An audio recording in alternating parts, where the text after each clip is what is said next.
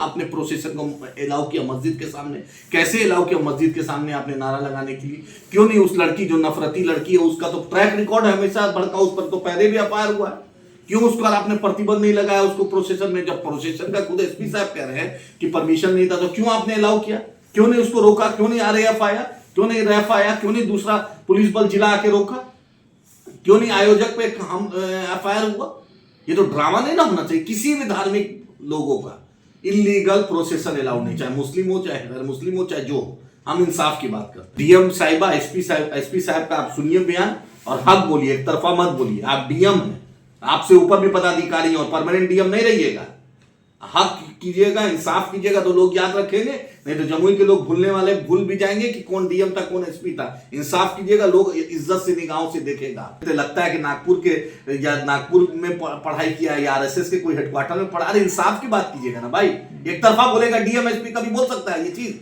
Video footage DM दिखाएंगे, allow करेंगे? उनका एसपी खुद बोल रहा है कि प्रोसेसन इलीगल था, नारा लगाया तो नहीं दिख रहा है क्या उनको? प्रशासन का क्या काम है? पीस को स्टोर करना है, लॉ एंड ऑर्डर को स्टोर करना। तो प्रशासन क्या कर रहा है? डीएम साहब आपको जो इतना सुरक्षा मिला है किस लिए मिला है? क्यों आपको मिला है? खाली घर में बैठने के लिए या ऑफिस जाने के लिए, आगे पीछे सुरक्षा के लिए, इंसाफ करने के लिए? लॉ एंड ऑर्डर के लिए कौन जिम्मेदार है? एसपी डीएम दोनों ईमानदार। मैं एसपी साहब का शुक्रिया अदा करता हूं कि उन्होंने बहुत सही बात बोली और इंसाफ की बात बोली। लेकिन अफसोस होता है कि डीएम साहिबा ने जो बयान दिया है वो बहुत ही अफसोसजनक है। वो जरूर कोई पॉलिटिकल प्रेशर में वो देंगे। नमस्कार, मैं मोहम्मद नूर और आप देखना शुरू कर चुके हैं बिहार ई न्यूज़। जैसा कि आप सबको पता होगा कि बीते दिनों जमुई में दो पक्षों के बीच हिंसा भड़क गई थी, जिसमें प्रशासन ने एक तरफा कार्रवाई करते हुए 8 लोगों को गिरफ्तार किया और 41 के लोगों के ऊपर एफआईआर दर्ज की गई। इसी बीच एक तरफा कार्रवाई करने को लेकर के लोगों में काफ़ी गुस्सा देखा गया, आक्रोश देखा गया। वहीं इन सब के बीच एक लड़की का नाम निकल के सामने आ रहा है जिसका नाम खुशबू पांडे है, ऐसा वहाँ के स्थानीय लोग बता रहे हैं। और वहाँ के खुद एसपी ये बता रहे हैं कि इन लोगों के द्वारा पूजा पाठ करने के बाद, हनुमान चालीसा का पाठ करने के बाद मस्जिद के सामने से गुजरते हुए धार्मिक नारे लगाए गए, लोगों को उकसाने का काम किया, जिसके बाद ही वहाँ पर माहौल बिगड़ा। उसके बाद पथराव शुरू हो गए। तो इसी सब तमाम मुद्दे पर हमारे साथ बात करने के लिए आदिल हसन है, जो कि AIMIM के राष्ट्रीय प्रवक्ता है। तो इन तमाम मुद्दों पर हम इनसे बात करते हैं। आदिल जी, बिहार के जमुई में कुछ लोग हनुमान चालीसा का पाठ करने गए थे, उन पर पत्थरबाजी हो गई है, क्या करना चाहेंगे? हनुमान चालीसा का पाठ करना गुनाह है? नहीं, अच्छी बात है, हनुमान चालीसा का भी पाठ कीजिए, सब धर्म को आज़ादी है। लेकिन बात है कि भाई क्यों ये नौबत आ जाती है? डीएम एसपी साहब का क्या काम है? जो डीएम एसपी जो होते हैं, डीएम साहब जो होते हैं, उनको जो 5 एकड़ का बंगला मिलता है, आगे पीछे 4 स्कॉट गाड़ी चलती है, रात भर संतरी खड़ा रहता है, दिन भर संतरी खड़ा रहता है। डीएम साहब अगर मेल है तो उनको पत्नी लाने के लिए भी सरकारी गाड़ी का इस्तेमाल होता है। अगर डीएम फीमेल है तो उनके हस्बैंड के लिए भी एयरपोर्ट और स्टेशन से गाड़ी, सरकारी गाड़ी का इस्तेमाल होता है। बच्चे को स्कूल पहुंचाने का होता है, टेलीफोन होता है, वाईफाई होता है, प्रिंटर होता है। लाखों रुपए एक डीएम एसपी पर खर्च होता है, सरकार का होता है, हमारे टैक्स पेयर का होता है।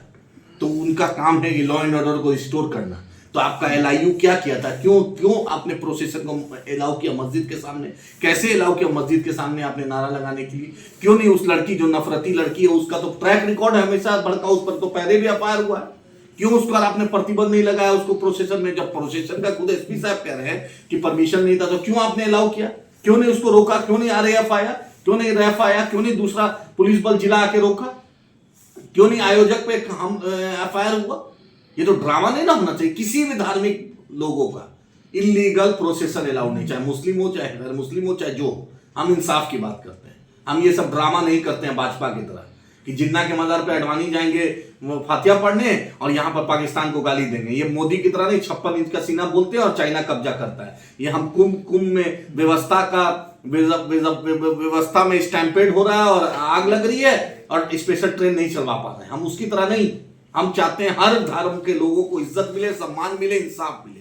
भारत का संविधान इंसाफ की बात करता है, इक्वालिटी की बात करता है, जस्टिस की बात करता है। तो हम चाहते हैं इंसाफ हो।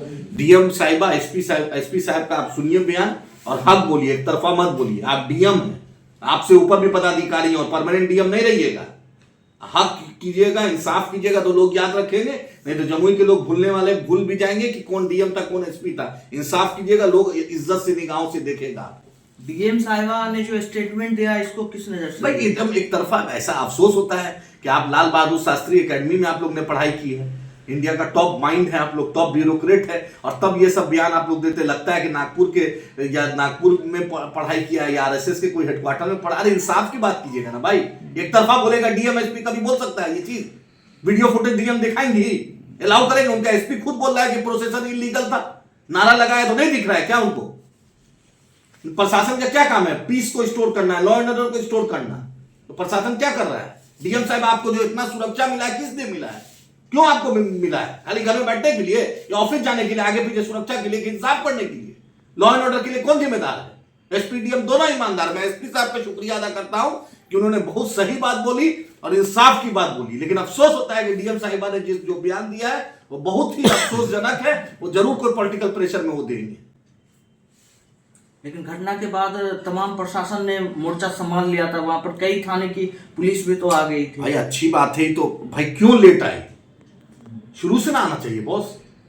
भाई क्यों हम कोई चीज का मौका देंगे? मदरसा अजीजिया जल गया, क्यों हम जलने का मौका देंगे? किसी प्रोसेशन पर पथराव का हम क्यों मौका देंगे? कोई प्रोसेशन किसी मस्जिद के सामने क्यों नारा ऐसा लगाएगा जो किसी धार्मिक भावना को ठेस पहुंचे? क्यों पहले से ये सब चीज मैकेनिज्म क्यों नहीं दुरुस्त होगा?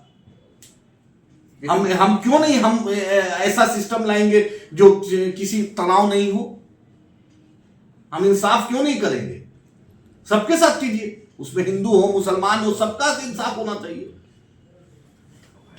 लेकिन बिहार में सुशासन की सरकार है। नीतीश कुमार जी कहते हैं कि 2005 के बाद से बिहार में अब कहीं भी दंगे नहीं होते हैं, अब विकास हो रहा है 2005 के बाद। भाई अच्छी बात है, विकास हो रहा है, हम तो चाह ही रहे हैं विकास हो रहा है। विकास का मतलब इंसाफ भी होता है। विकास का मतलब ऐसा नहीं होता है कि नीतीश जी 30 तारीख को गांधी जी के शहादत दिवस में ताली बजाना नहीं होता है। और नहीं संभल रहा है, रिजाइन दीजिए, दूसरे को मौका दीजिए। और आप तो वो मिट्टी में मिल जाएंगे, भाजपा में नहीं जाएंगे, आरएसएस मुक्त भारत बनाएंगे। आप क्यों आरएसएस बीजेपी में चले गए? आरएसएस और बीजेपी के इशारे में चल रहे हैं। हम लोग आपको जयप्रकाश जी, लोहिया जी, कर्पूरी जी का वारिस समझते हैं। आप हेडगेवार और गोवलकर और सावरकर के वारिस बनना चाह रहे हैं। अफसोस होता है, नीतीश जी से तो हमें ये उम्मीद नहीं है। उम्मीद है अभी भी शायद, अब तो मुझे अफसोस वो है, नीतीश जी तो अब हाईजैक हो गए हैं। अब तो संजय झा, विजय चौधरी, ललन सिंह और अशोक चौधरी इनको चला रहे हैं। अब बीजेपी का दो तो है ही है, विजय सिन्हा और सम्राट चौधरी। अब नीतीश जी से क्या उम्मीद किया जा सकता है? लेकिन उम्मीद है कि अभी भी नीतीश जी हैं। बिहार में बहार है, नीतीश कुमार है, ये तो नारा लगता था। उम्मीद है कि शायद झटके से इस बात का एहसास उनको हो और इंसाफ करे और बीजेपी को उसकी औकात दिखाएं।